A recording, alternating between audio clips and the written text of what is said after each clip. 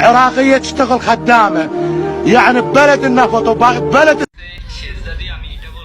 زين لو اشتغل خدامة ايش في يعني؟ ليش زعلانين انت؟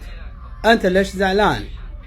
ها؟ ليش شماقك وعقالك وقطيت على الارض؟ ليش زعلان؟ هذا انتو كسبتوا بايدكم. رجع ورا شوية، افكر انتو شنو سويتوا.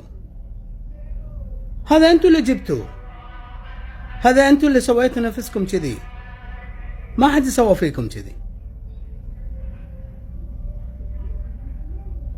كل شيء اللي يصير فيه بحياتكم هذا مكسوب من ايدكم، انتو اللي سويتوا حالكم كذي. ليش زعلان؟ شغل ما عيب، عشان اربي اسرتها اربي عيالها، قاعد يشتغل خدامة عادي ما في شيء. يا ما عليه.